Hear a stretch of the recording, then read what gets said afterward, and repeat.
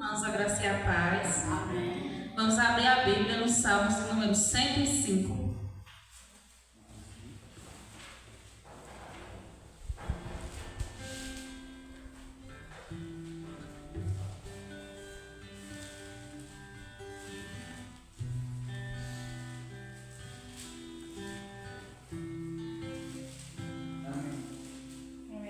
Salmo 105, a partir do verso 1. Rendei graças ao Senhor, invocai o seu nome, fazei conhecido entre os povos os seus feitos. Cantai, cantai salmos, narrai todas as suas maravilhas. Gloriai-vos no seu santo nome, alegre-se o coração dos que buscam o Senhor. Buscai o Senhor o seu poder, buscai perpetuamente a sua presença. Lembrai-vos das maravilhas que fez, dos seus prodígios e dos juízos dos seus lábios. Vós, descendentes de Abraão, seu servo, vós, filhos de Jacó, seus escolhidos, ele é o Senhor nosso Deus. Os seus juízos permeiam toda a terra. Lembra-se perpetuamente da sua aliança, da palavra que confiou para 1000 gerações. Até aqui. Amém? Então, aqui nesses salmos, somos convidados a render graças ao Senhor, a louvar ao Senhor, a gloriarmos no santo nome do Senhor e a se alegrar no Senhor, a buscar a presença de Deus e a lembrar dos feitos de Deus.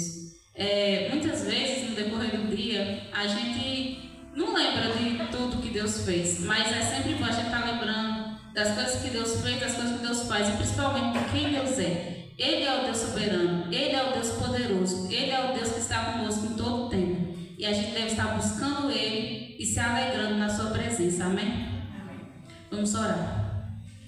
Senhor Jesus, soberano, amado, muito obrigado por estarmos aqui diante da Tua presença. Muito obrigado pelo privilégio de estarmos aqui em comunhão com o Senhor, em comunhão com os irmãos. Que o Senhor abençoe esse culto. Nos ajude, Deus, a prestar um culto agradável ao Senhor, Pai. Em cada parte dele, nos louvores, nas orações, no ouvir da Tua palavra, Deus. Que o Senhor esteja no meio de nós, que a Tua presença seja real nesse lugar, que a Tua presença seja real nas nossas vidas, Pai. Porque o Senhor está conosco. Perdão, Senhor, pelas nossas falhas e imperfeições, porque somos pecadores miseráveis, carecemos da Tua graça. Tu bem sabes, Pai, de todas as coisas. Perdoa-nos, Senhor. Ensina-nos a andar em santidade. Ensina-nos a viver uma vida que agrade o Senhor de fato.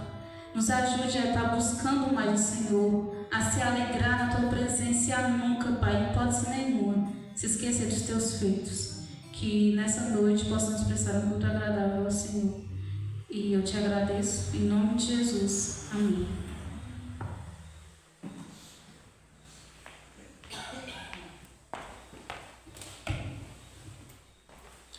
Boa noite, irmãos. Graças a paz. Amém. Vamos ficar de pé para adorarmos ao Senhor. Porque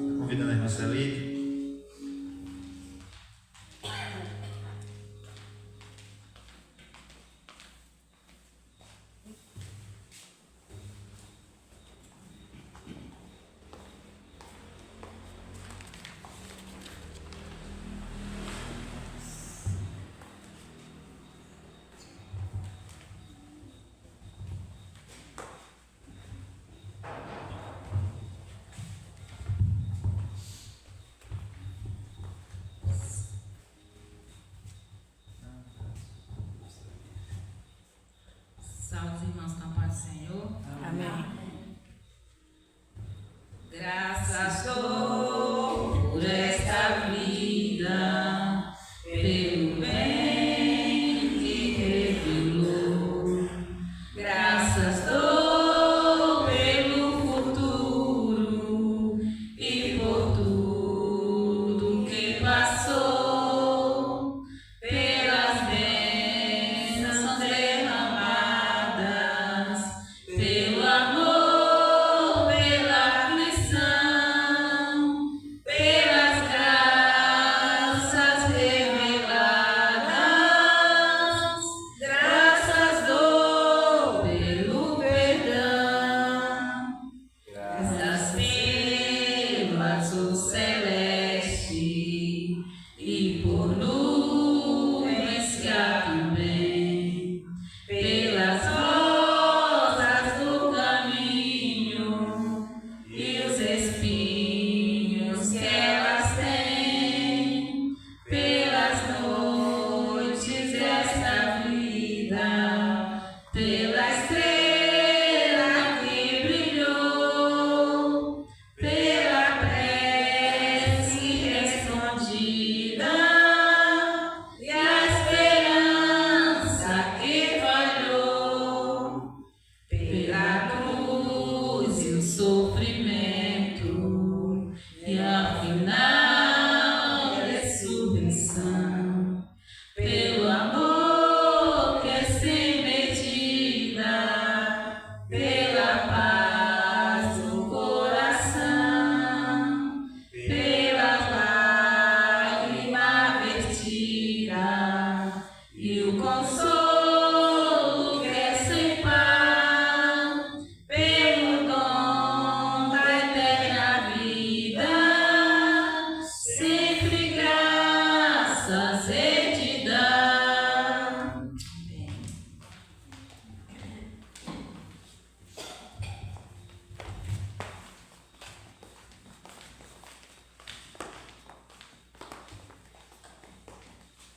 Nós vamos estar cantando mais uma canção. Aos irmãos que trouxeram seus dízimos, suas ofertas, possam estar trazendo até o altar do Senhor em forma também de gratidão e adoração ao nosso Deus.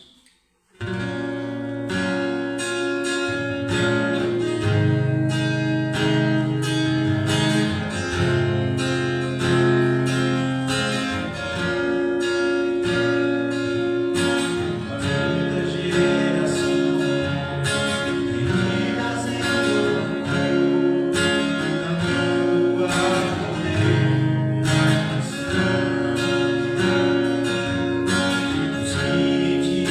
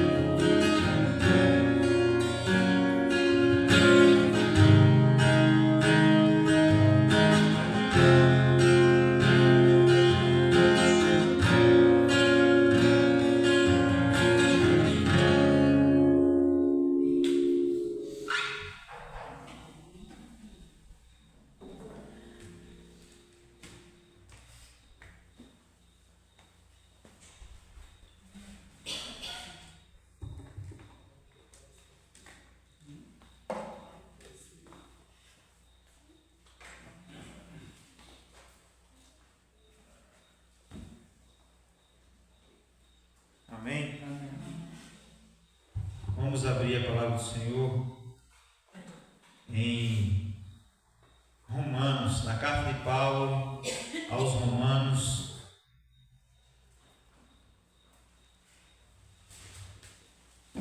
capítulo 1,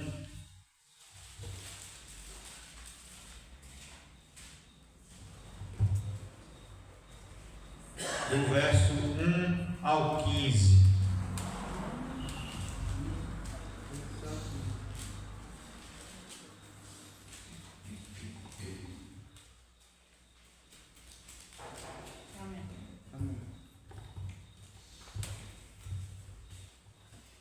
Nós vamos estar iniciando a exposição de Romanos. As epístolas de João durou quantos meses? Imagine Romanos. E a gente vai estar estudando. A ideia é que a gente vai expondo a palavra de Deus e a gente vai aprendendo cada vez mais. Não só vocês aprendem, eu também aprendo muito quando a gente começa a estudar de forma contínua o mesmo livro. E a carta de Paulo aos Romanos é uma carta densa acerca do Evangelho, e a gente não pode deixar de estudar ela. Amém? Diz assim a palavra do Senhor: Paulo, servo de Jesus Cristo, chamado para ser apóstolo, separado para o Evangelho de Deus, o qual foi por Deus outrora prometido por intermédio dos seus profetas nas Sagradas Escrituras, com respeito ao seu Filho, o qual, segundo a carne, veio da descendência de Davi, e foi designado Filho de Deus com poder, segundo o Espírito de santidade pela ressurreição dos mortos, a saber, Jesus Cristo, nosso Senhor, por intermédio de quem viemos a receber graça e apostolado por amor do seu nome, para a obediência por fé entre todos os gentios, de cujo número sois também vós, chamados para serdes de Jesus Cristo.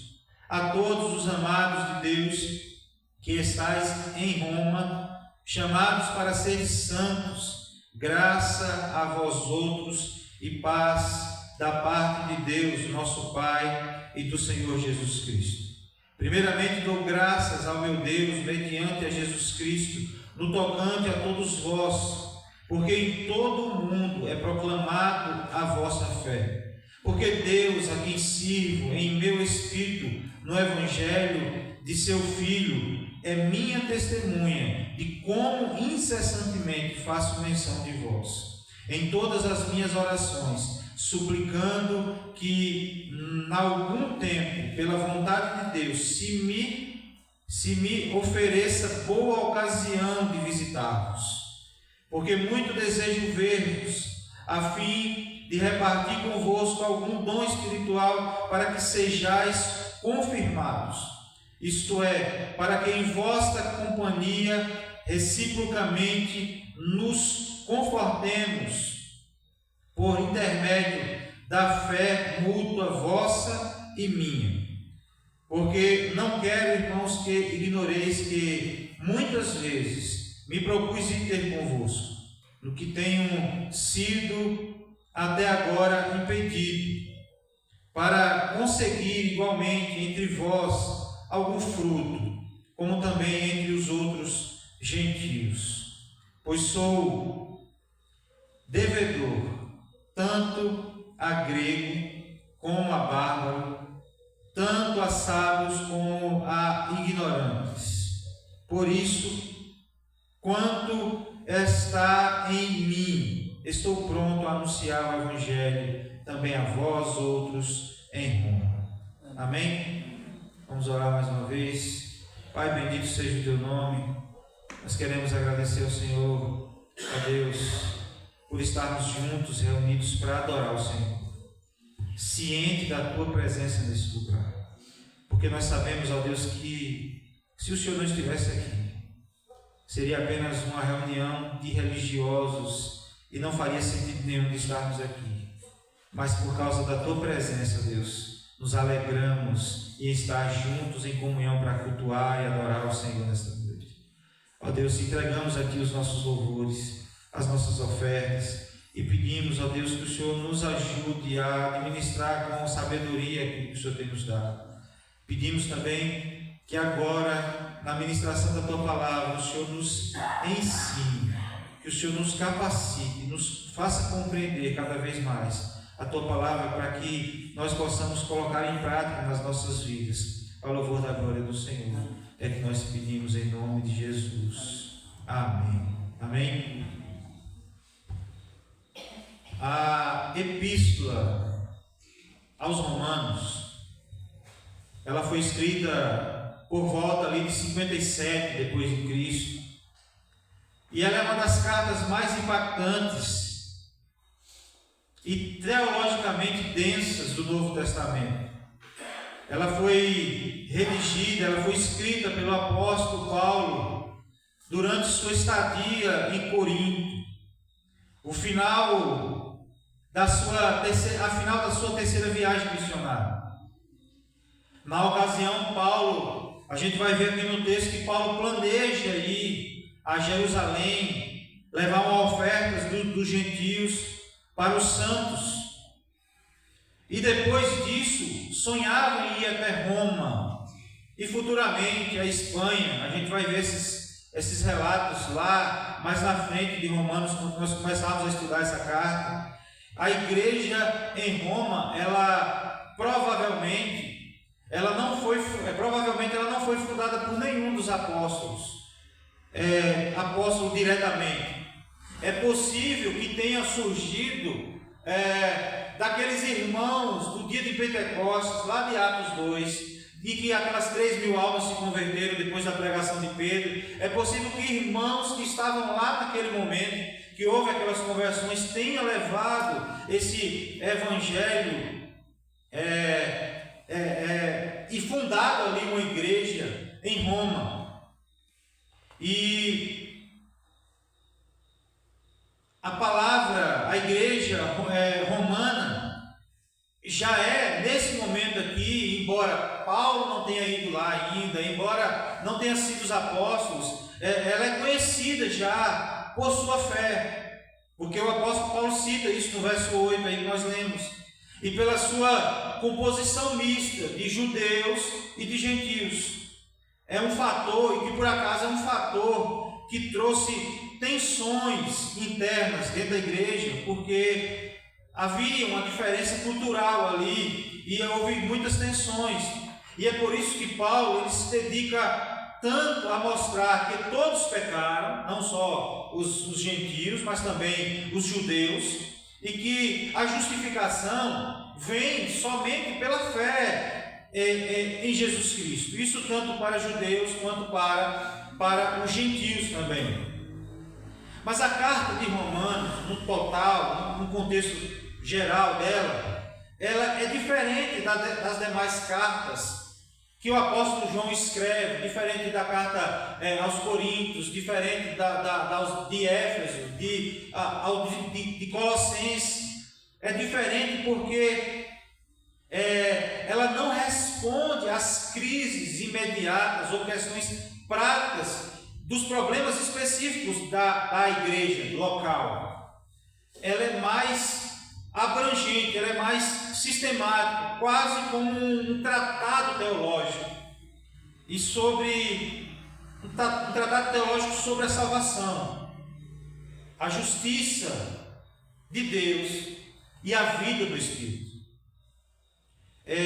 Martim Lutero, que é o grande reformador do século XVI, ele disse sobre Romanos o seguinte: esta carta, essa epístola, é o verdadeiro coração do Evangelho.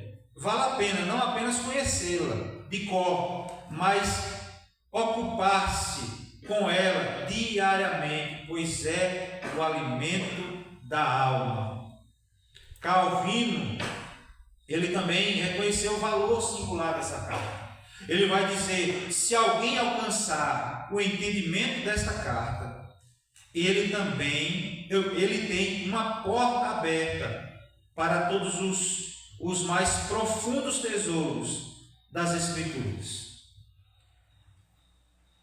E esses primeiros 15 versículos que nós lemos, Porque muitas vezes eles são lidos como uma simples saudação. De fato, a gente vai ver que Paulo começa a sua carta fazendo uma saudação ao povo, mas não é uma simples saudação, porque na verdade ela introduz temas principais da carta, que são o chamado dele mesmo, a natureza do Evangelho, a centralidade de Cristo, a missão entre as nações e o amor pastoral pela igreja.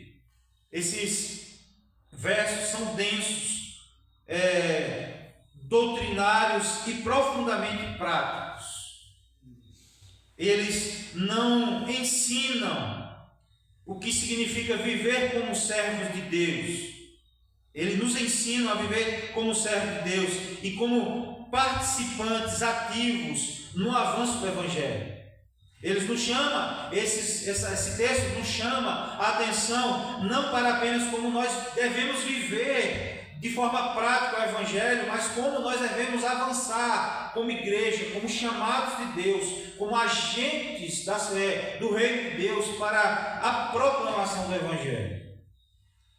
Portanto, nós vamos nos aprofundar nesses primeiros versículos, que não estamos apenas ouvindo a salvação de um apóstolo, mas sendo convidados a compreender e a viver o Evangelho de Deus, que transforma indivíduos, que transforma igrejas e que transforma nações. Nós vamos compartilhar com os irmãos sobre o seguinte tema: o servo do Evangelho e sua missão universal. Amém? Primeiro nós vamos ver no versículo 1 aí, o apóstolo Paulo dizendo assim: Paulo, servo de Jesus Cristo, chamado para ser apóstolo, separado para o Evangelho de Deus. O texto, irmãos, que o apóstolo Paulo está citando aí, ele fala primeiro servos. Ele é servo de Jesus Cristo. O termo no grego que ele usa é doulos, ou seja, é servo. O termo que ele usa para servo, que na tradução para nós aqui é servo hoje, tem na verdade um significado muito mais profundo, porque ele diz assim, é como se ele dissesse assim: Paulo, escravo do Senhor Jesus. Ele se identifica aqui como escravo voluntário de Cristo. E aqui Paulo está falando sobre a sua submissão total ao Senhor. Ele está dizendo que ele não é apenas alguém que está ali para fazer alguma coisa no reino de Deus, quando ele quiser ou quando ele puder. Ele está se colocando como aquele servo que já não é mais dono de si mesmo, mas que ele agora é totalmente, a sua vida, em todas as suas áreas de sua vida, está completamente entregues ao Senhor. E ele diz: servo de Jesus Cristo, chamado para ser apóstolo. Ou seja, ele está dizendo aqui, irmãos, que não foi uma escolha humana, não foi porque ele foi pela vontade dele, mas ele está declarando aqui que foi por uma vocação divina. Gálatas também vai dizer isso na mesma saudação que ele faz lá. E ele diz: Paulo, servo de Jesus Cristo, chamado para ser apóstolo, separado para quê? O Evangelho de Deus. Ou seja, sua vida inteira foi consagrada para essa missão. Ele foi separado para cumprir um propósito de proclamar o Evangelho a todos os povos que se tinham conhecimento daquela época. Aqui Paulo está falando, irmãos, de uma identidade cristã. Que essa identidade cristã, ela vem do chamado de Deus.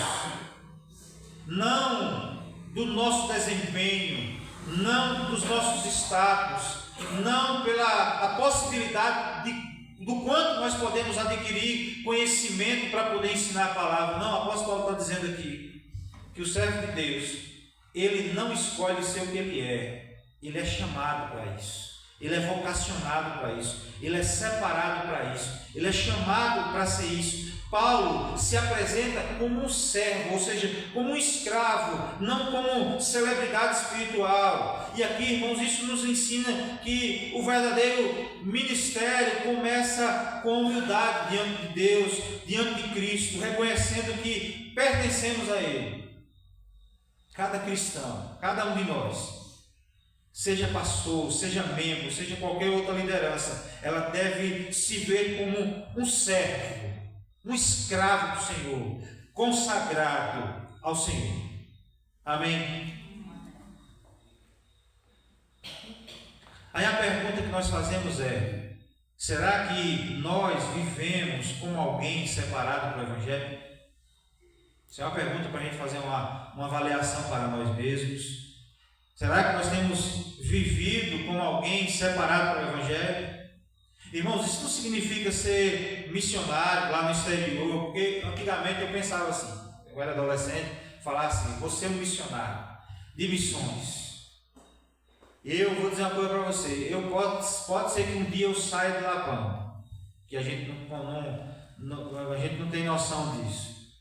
Mas eu falo que nem o pastor Bira. O pastor Bira disse que só sai da região aqui arrancado por Deus.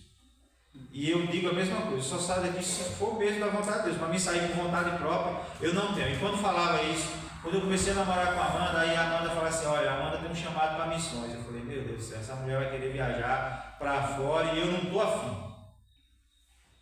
E eu ficava nessa: minha mulher está fora não, minha namorada na época, né? Deixa eu levar não, as orações até erradas. Ainda bem que o Espírito de Deus intercede por nós. Porque a minha visão era de que o missionário ele fosse sair.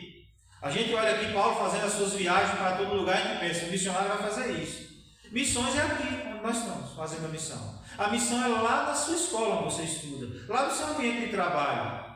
A sua missão é onde você está. Deus pode te chamar para um lugar? Pode, mas a sua missão é onde Deus te colocar, porque tudo é reino de Deus. Amém?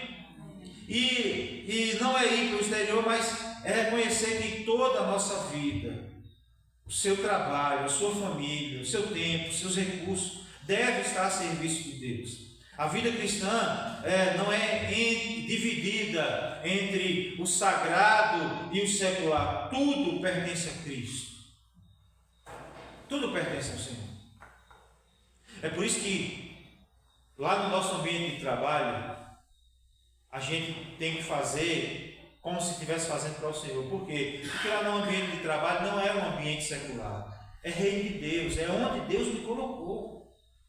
Para ser bênção, para ser canal de bênção, para ser portador da boa nova, a mensagem do Evangelho. Deus nos chamou com um propósito, aonde Deus nos colocou, seja lugar, seja escola, trabalho, ambiente familiar, a família que Deus te colocou. Deus te chamou para ser um agente transformador no meio da sua casa, no meio da sua família. Porque tudo é reino de Deus. E a igreja precisa resgatar essa ideia da vocação. Na tradição reformada, vocação não é apenas o ministério pastoral, mas todo chamado que glorifica a Deus, seja como professor, mãe, comerciante ou estudante, você reconhece seu trabalho como um campo de missão.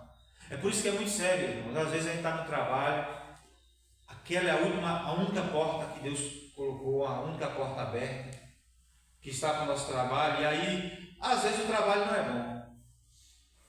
Às vezes o trabalho não é bom. Mas a gente gasta mais tempo gastando a nossa mente e a nossa voz reclamando do trabalho do que se perguntando: o que é que Deus quer de mim aqui nesse lugar? Porque a gente precisa cumprir a missão do Senhor, aonde Deus nos colocar. Amém? E aí João Calvino ele vai dizer assim, que a vocação divina não é apenas um convite, mas um ato eficaz pelo qual Deus leva alguém ao seu propósito soberano.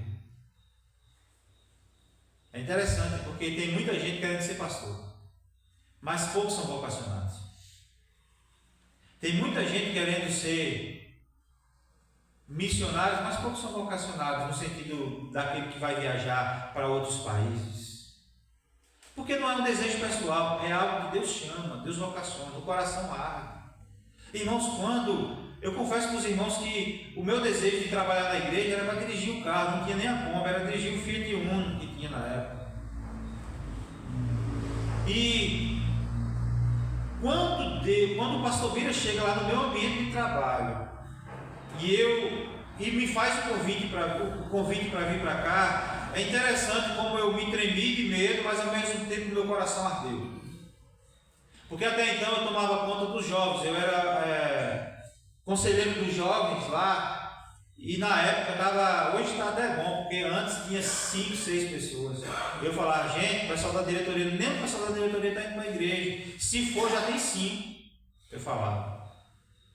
E era muito difícil, e as mensagens, às vezes ela tinha 10 minutinhos ali, a gente pregava alguma coisa, e na correria do trabalho, às vezes nem tinha tempo de preparar algo melhor, maior. Mas quando naquele momento o pastor Bira me chama, irmãos, eu falei com ele assim, essa não é a resposta que se tem que dar, que tem que se dar agora. Que se tem que dar agora. Tem que dar agora. A gente precisa orar. Eu preciso falar com a Amanda, porque se ela não estiver comigo, eu não tenho condição de assumir. Ele, tá bom, vá orar e depois me diga. E saiu, daquele jeito dele, lá do posto onde eu trabalhava. E eu fiquei umas 2 semanas orando, colocando diante de Deus. E aí eu olhava para a Amanda e falei, e aí Amanda? Ela falou assim, se você for, eu vou. E aí eu fiquei esperando o pastor Bira. Eu falei, o pastor Bira me procurar. E nada do pastor Bira me procurar. Chegou ao ponto que eu perdi a paciência. Eu falei, pastor, e aí? Ele falou, e aí você? Eu falei, eu vou. Então, glória a Deus. Então nós vamos sentar com o conselho e nós vamos ajeitar para você. Eu conversei com outros presbíteros, claro, busquei aconselhamento com as pessoas eu considero aptas para me aconselhar também naquele momento. E meu coração ardeu. Portanto, eu tenho convicção de que onde eu estou hoje é porque Deus me colocou. Mas antes disso, Deus me colocou numa empresa de 8 anos trabalhando naquela empresa. E eu tenho certeza que nos momentos que eu não tinha oportunidade de falar de Cristo, as pessoas em mim, as minhas atitudes viram Cristo, apesar das minhas falhas também. Apesar de, às vezes, o trabalho como empregado eu dei para o meu patrão, que era meu tio e meu primo. Porque eu sou um homem falho também. Mas naquele momento, muitos testificaram acerca do Evangelho, naquele lugar. Mas Deus me chamou com propósito, com vocação. E chamou a você também. Você não está aqui apenas para congregar nesse lugar. Você está aqui para ser um agente do reino de Deus, aonde Deus te colocou. Amém? E aí Paulo prossegue do versículo 2 ao 6. Ele vai falar ao qual foi por Deus outrora prometido por intermédio dos seus profetas nas Sagradas Escrituras, com respeito ao Filho, ao qual segundo a carne veio da descendência de Davi, e foi designado Filho de Deus, com poder, segundo o Espírito da Santidade, pela ressurreição dos mortos, a saber, Jesus Cristo nosso Senhor, e por intermédio de quem viemos a receber graça e apostolado por amor do seu nome, para obediência por fé entre todos os gentios, de cujo número sois também vós, chamados para seres de Jesus Cristo. Irmãos, Paulo traz aqui agora nesses versículos aqui conteúdo e a glória do Evangelho. Paulo traz aqui o Evangelho, dizendo que o Evangelho não é uma novidade, mas é o cumprimento das promessas de Deus no Antigo Testamento. Ele vai dizer no verso 2: no qual foi por Deus outrora prometido por intermédio dos profetas.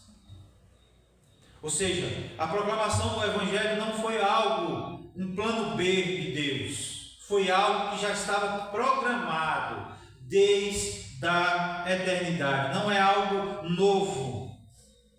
O Evangelho não é uma ideia nova, não é uma solução emergencial. O Evangelho é o cumprimento das promessas de Deus feito desde de Gênesis, do que é daquilo quando começou a revelação progressiva de Deus. Por que é importante saber disso, irmãos? Porque isso nos dá segurança. A nossa fé está enraizada no plano eterno de Deus. Não está enraizada em algo que foi construído ao longo da história. Não está enraizada numa nova ideia, num novo conceito, nem num novo pensamento que foi iniciado ali há 2000 anos atrás. E isso está providenciado por Deus desde antes da fundação do mundo. Isso está enraizado, a nossa fé está enraizada no plano eterno de Deus. E aí o apóstolo Paulo fala do foco, no verso 3 e 4, o foco do Evangelho é Jesus Cristo. Cristo deve ser o centro da nossa fé. Cristo é o centro. Não as bênçãos, não as experiências, não as melhorias pessoais. Cristo não veio para nos dar prosperidade financeira. Cristo não veio para que nós tivéssemos garantia de saúde o tempo todo. Cristo não veio para que simplesmente as pessoas fossem abençoadas, carregadas de bênçãos. Ele não veio apenas para que nós viéssemos ter experiências de cura, de restauração, de ressuscitar mortos, nada disso. Claro que essas coisas elas são muitas vezes o resultado da nossa vida com Deus, mas o Evangelho é Cristo no centro. Ele é a razão de nós vivermos da nossa vida. Paulo diz que o Evangelho é acerca do seu Filho. Isso nos desafia, irmãos, a avaliar: nós estamos buscando a Cristo ou seus benefícios? O Evangelho não é centrado em nós, mas em Cristo. Teve um pregador um dia que disse que nós éramos o centro. Você é o centro, ele falou. E quem é o centro é Cristo. Amém? Amém. E Paulo vai dizer que essa fé é verdadeira em Cristo. Porque, irmãos, olha, eu não entendo como é que o povo fica pegando textos isolados, dizendo que você tem que ser próspero e tudo mais. Você pode até ser, se Deus for da vontade de Deus. E tem muitas pessoas ricas que são abençoadas por Deus e são servas de Deus, fiéis a Deus. Mas como é que eu vou dizer que o Evangelho é só isso, se existem pessoas pobres servindo a Deus também? Que às vezes passam por dificuldades, passam por necessidades. Como é que eu vou criar uma teologia de prosperidade que, se isso não abrange a maioria das pessoas, dos cristãos? Se fosse a maioria, a gente podia até pensar, né? Se não tivesse aqui na palavra dizendo algo contrário. Como é que a gente ia dizer que o Evangelho é só para a gente obter bênçãos, se os próprios apóstolos morreram por causa do Evangelho? Como é que eu vou dizer, como é que eu vou explicar? Tem até uns memes aí, dizendo que as pessoas lá no céu explicando as pregações que tinha. E como é que eu vou explicar para aquelas pessoas que morreram devoradas por leões, queimadas nas noites de Roma, para iluminar as noites de Roma, queimadas por causa do Evangelho? Como é que eu vou explicar para eles que surgiu depois de muito tempo uma teologia dessa aqui na Terra? Porque o Evangelho é Cristo, e essa fé verdadeira, ela produz, Paulo vai dizer que essa fé verdadeira, centrada em Cristo, ela produz obediência. E a expressão obediência por fé, no verso 5, mostra que o Evangelho não é apenas perdoar pecados, mas transformar vidas. Transformar vidas. O Evangelho não é centrado em nós. A verdadeira fé sempre resulta em frutos visíveis. Essas coisas, a bênção de Deus, a prosperidade, a experiência pessoal de ter sido curado, de ter orado por alguém, a pessoa ter sido curada. Essa é reflexo apenas de uma fé verdadeira. Que pode acontecer como não pode, porque a gente vai ver que pedaços de roupa, a sombra de Paulo curava pessoas, mas a Bíblia diz que ele tinha um espinho na carne que ele não teve condição de curar. E quantas vezes ele orou por alguém e essas pessoas não foram curadas? E quantas vezes a gente já orou por alguém na esperança de que alguém fosse curado e não foi? E aí a gente vê uma experiência que o pastor Luciano contou no culto de quarta-feira passada, salvo engano, que ele disse que ele descobriu com uma irmã lá na igreja lá no norte, na Amazônia, lá em Manaus. A irmãzinha servia a Deus na igreja, ela era professora substituta dele de escola dominical. A irmãzinha vai fazer os exames e descobre que está com câncer. E todos ficam tristes. Ele vai lá, ele e alguns presbíteros da igreja, e senta lá e ora por ela. Diz que em nenhum momento eles tiveram a coragem, a ousadia de pedir a Deus por cura.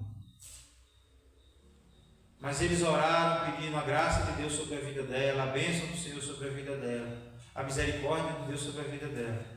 E ele disse que depois ele ficou sabendo que ela foi curada, depois daquele momento. E mais feliz ele ficou ainda que até hoje ela está viva. Isso tem mais de 20 anos que ele foi pastor lá. Que até hoje ela está viva.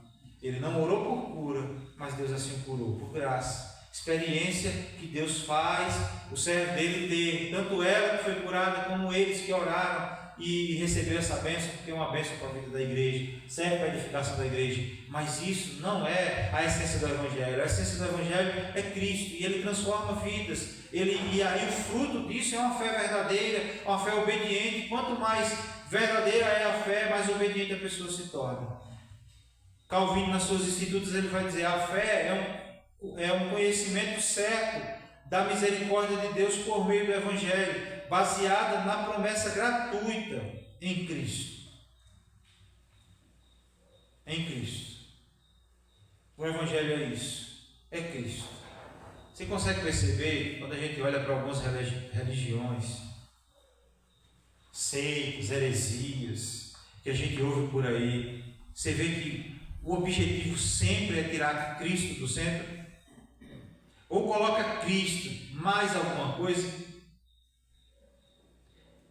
Já viram isso? Nunca coloca Cristo como soberano. Há muitas que querem tirar a divindade de Cristo. Outros querem colocar com Cristo como Deus, mas que ele não morreu, que aquilo ali foi uma encenação, de que por ele ser Deus ele se fez morto. Ele passou 3 dias naquela caverna e ele se levantou. E isso vai totalmente de encontro àquilo que nós cremos, porque se Cristo não morreu, se aquilo ali foi uma encenação e Cristo não ressuscitou, a Bíblia diz que é vã a nossa fé. E a gente vai ver que muitos ensinamentos vai tirar o foco de Cristo e colocar em outra pessoa ou em algum outro ensinamento. E o foco sempre vai ser Cristo, porque dele, por ele, para ele são todas as coisas. Não foi isso que nós cantamos aqui? E aí Paulo prossegue do verso 7 ao 13. Paulo fala a todos os amados de Deus. Ele diz que deseja muito vê-los para vos comunicar algum dom espiritual. E ele diz mais na frente, para sermos edificados mutuamente. E aqui a gente vai ver, irmãos, que Paulo nunca havia estado em Roma, mas já amava e orava por aqueles irmãos. E Paulo nos mostra que a comunhão cristã é essencial para o crescimento espiritual. Paulo anseia ver os irmãos para o fortalecimento mútuo. E aqui nos mostra que ninguém cresce sozinho. Há dons em você que outros irmãos precisam. Há dons neles que é você que precisa. É por isso que nós precisamos estar em comunhão. O anseio de Paulo era estar em comunhão, não era para participar de alguns churrascos nas casas dos irmãos. Vou aí para fazer uns churrascos, passar as carnes, tomar uns refrigerantes. O objetivo de Paulo não era esse. Paulo está dizendo aqui que era para nós nos edificarmos mutuamente, edificar um ao outro, porque, irmãos, não há ninguém tão inteligente, tão sábio da palavra de Deus que não pode ser abençoado por alguém que às vezes tem menos conhecimento, porque aquilo que eu preciso você tem, aquilo que você e aquilo que eu tenho você precisa. Por isso que às vezes nós somos edificados na comunhão uns com os outros.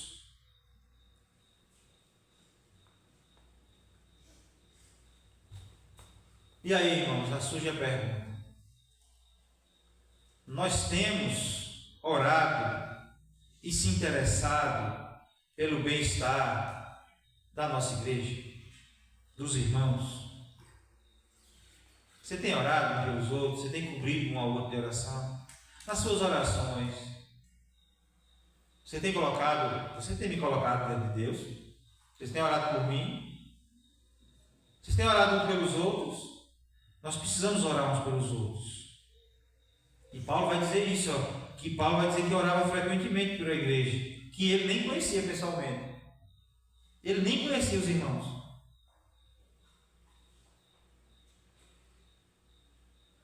E aí nós vemos o contraste com a frieza de muito hoje, que participam dos cultos, mas não se envolvem com a vida da igreja.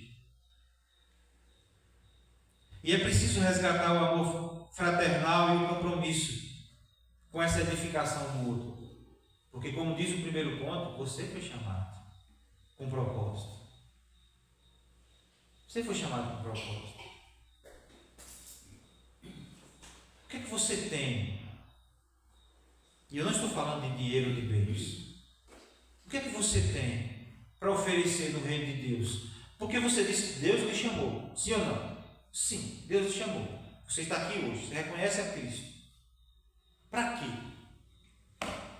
Para servir ao Senhor, para se envolver aqui na obra do Senhor. Amém? Deus nos chamou para isso. Nós não podemos ser indiferentes na obra do Senhor, nas necessidades. Amém? Nós somos chamados a fortalecer os outros, não apenas receber. Você já ouviu falar do crente 6 horas? 6 horas por mim? Ele está ali para receber a oração dos outros, mas ele nunca parou para orar por ninguém, e muitas vezes nem por ele mesmo. E às vezes, irmãos, esses crentes são tão imaturos que eles escolhem as pessoas de quem eles querem que orem. No começo do meu presbiterato, eu passava algumas vergonhas lá, porque eu fui eleito muito novo, com 26 anos. Eu já estou no 3º mandato de presbiterato. O mandato de presbítero é de 5 anos. Acho que é o ano que vem vence o 3º mandato.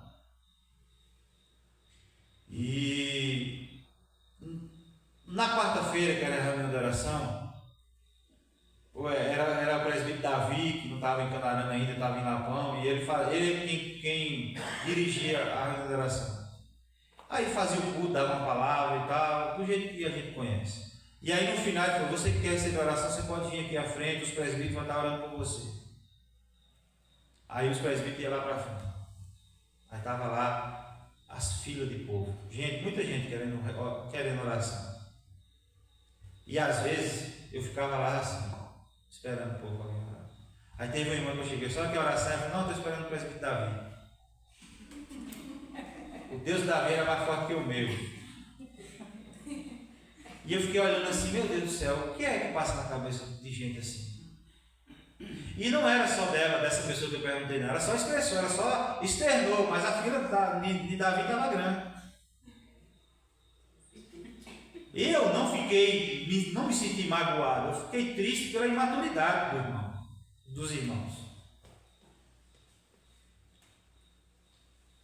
E nós fomos chamados não só para orar pelos outros, não só para receber a oração, mas para orar uns pelos outros. Nós precisamos ser suportes uns dos outros. Amém? Porque assim como que nós recebemos a nova natureza de Cristo em nós não perdemos a velha. A velha natureza adâmica ainda está em nós. Falhamos, pecamos. A palavra do Senhor nos diz: aquele que está de pé, cuide para que não caia. Jesus chamava a atenção de Pedro: olha, Pedro, orai e vigiai, porque o espírito está pronto, mas a carne é fraca. E a gente precisa estar reunidos, orando um pelos outros, cobrindo uns aos outros de oração. Amém? Somos chamados a fortalecer uns aos outros. A vida na igreja não é consumo, é comunhão.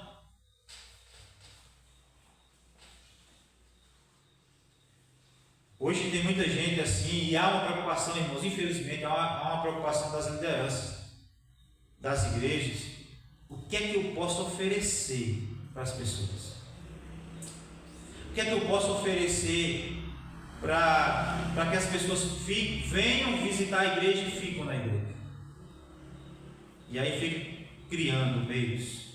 Aí tem um momento de confraternização, e aí inventa bem muita coisa para poder pega o bilhetinho, anota o nome, liga, manda mensagem depois, achando que isso é suficiente. E aí as pessoas vêm com essa visão, colocada até mesmo pela igreja, e a pergunta que se faz é: o que a igreja pode me oferecer? Mas a pergunta certa é: o que é que eu posso oferecer para a igreja? Lembre-se, não estou falando de dinheiro, não. Pode ser dinheiro, mas não estou falando de dinheiro. A minha vida, Paulo, servo do Senhor, escravo do Senhor, ele estava disposto a dar sua vida pela igreja. Ele estava querendo ir ver a igreja, ver o que é que ele podia oferecer para a igreja, porque o testemunho da igreja estava correndo no mundo. O testemunho da igreja de Roma estava correndo no mundo. E Paulo fala assim: eu conto para todo mundo da fé de vocês, do testemunho de vocês. E ele estava lá com interesse: vou lá, o que é que eles estão precisando, o que é que eu vou oferecer para eles. E vou lá também ver o que é que eu posso receber na comunhão com os irmãos. Esse é o propósito, irmãos. A gente pode, se quiser um dia trazer comida para a gente comer, a gente pode, mas esse não é o objetivo final. O objetivo final é estar em comunhão, intercedendo uns pelos outros, servindo a Deus, servindo a igreja, servindo uns aos outros. Amém? E aí Paulo parte por 14 e 15, já para finalizar. Ele diz: eu sou devedor, por isso estou pronto a anunciar o Evangelho. Sou devedor. Paulo, ele se vê como devedor, não de homens, mas de Deus. E é por isso que ele tem o pensamento e o sentimento de pregar a todos. Ele está pronto e ansioso para pregar lá em Roma também.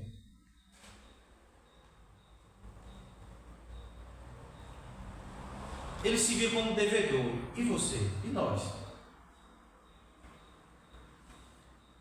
Não é uma dívida de culpa, mas de gratidão, de responsabilidade.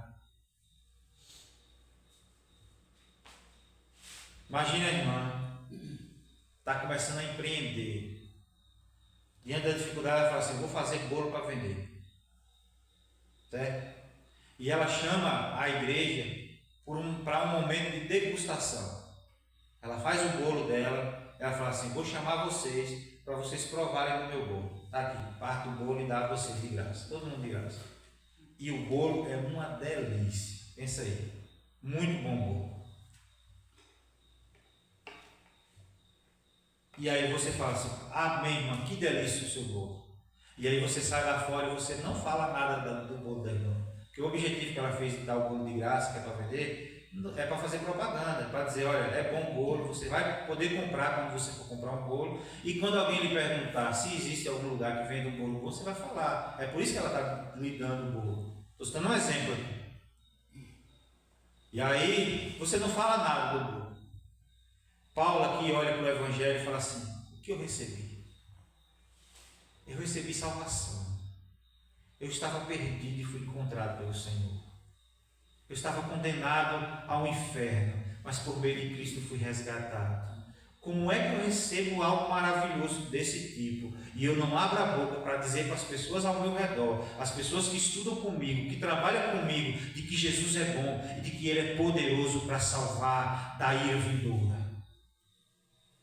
Que Ele esteve morto, mas que agora vive e voltará para buscar o seu povo. E todo aquele que nele crê não vai perecer, mas terá vida eterna. Como é que eu digo? Como é que eu não abro a boca para dizer que Jesus é bom?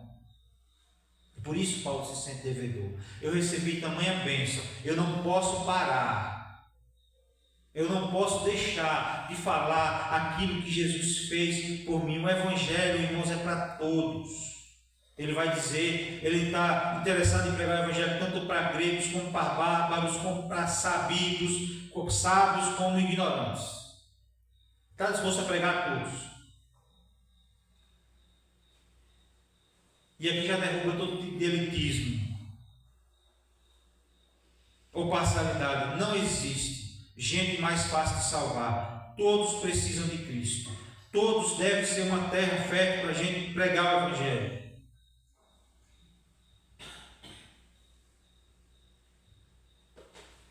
Eu costumo dizer o seguinte: na pregação do Evangelho eu acabo condenando mais pessoas do que salvando.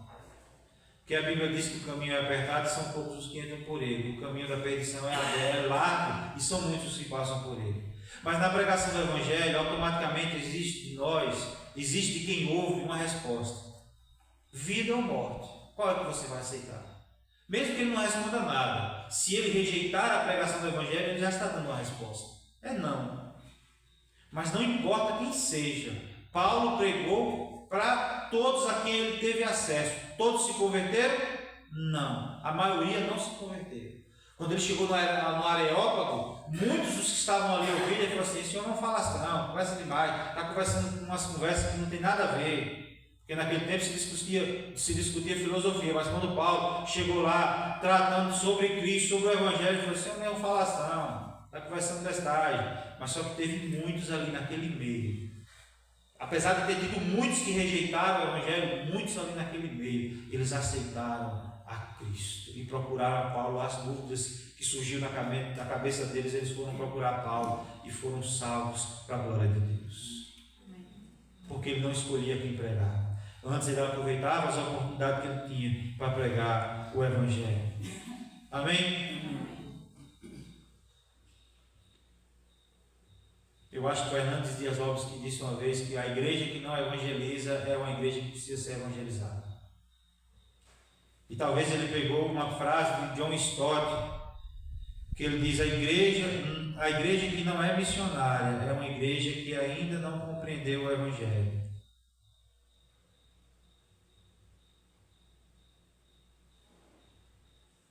John Stott era um pregador reformado, influenciado pelo pensamento reformado. Se eu e você, aonde Deus nos coloca, Paulo vai dizer que nós somos cartas vivas. Aonde Deus nos coloca, dentro da nossa casa. Eu estou ficando chato falando só isso, né? Quase todo mundo estou falando isso. Mas é porque eu tenho visto que é uma necessidade minha e sua, nossa, como igreja do Senhor. Olha a Patos, olha a Pedra, olha o tanto de pessoas que precisam ser alcançadas. Se a gente fizer a obra do Senhor, se a gente testemunhar do que Cristo fez nas nossas vidas para as pessoas que estão ao nosso redor, significa que amanhã a igreja vai encher, não. Mas eu tenho certeza que os frutos virão. Que mesmo aquele coração de pedra, Deus vai tirar um coração de pedra e vai colocar um coração de carne, quebrantado, contrito, desejoso da presença de Deus. O incrédulo vai se tornar crente. O depravado vai se tornar um homem e uma mulher serva de Deus, disposta a fazer a vontade de Deus. Deus vai fazer a sua obra. Essa porta não foi aberta por homens, foi Deus quem abriu. Portanto, Deus tem um propósito na sua casa, no ambiente de trabalho seu, aonde você estiver. Amém? E Deus possa estar nos incomodando.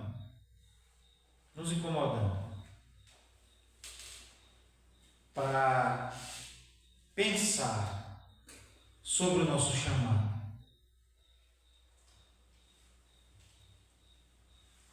nos incomodando para que a gente venha servir a Deus com os dons que a gente tem. Que venha nos incomodar para que a gente possa ser um apoiador, aquele que ora pelas missões.